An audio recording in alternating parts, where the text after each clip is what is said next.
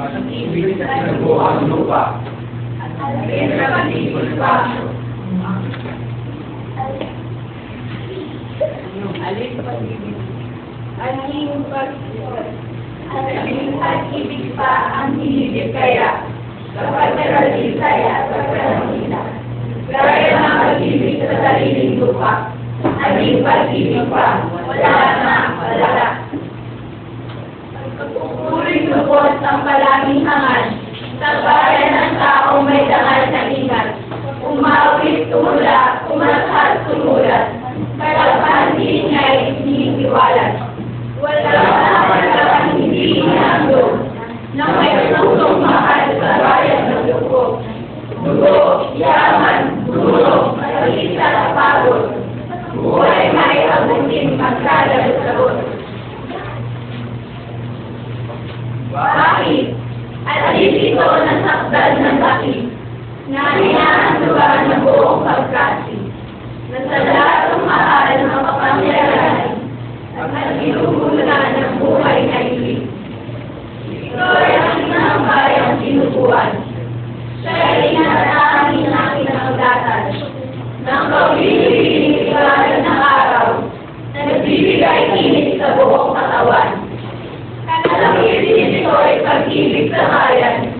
Ang lahat ng lalo ay pag-ibigay mahal.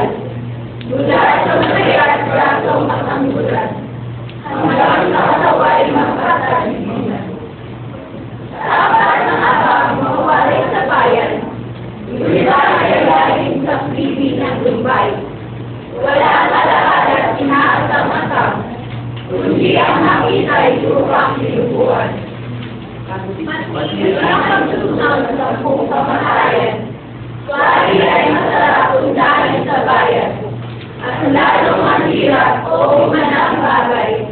Lalong mahirap pa ang sa kanya'y alay.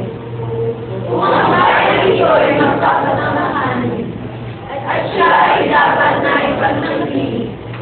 Ang anak, ang asawa, magulang, kapatid.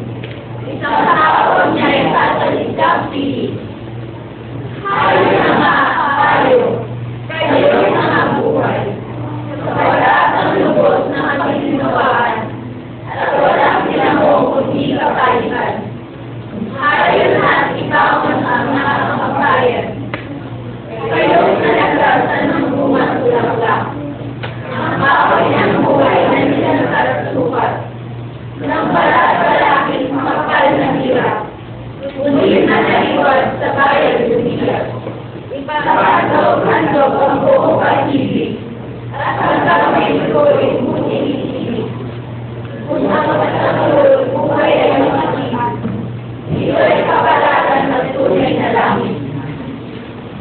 Pag-ibig sa inubuang lupa ni Andres T. Bonifacio.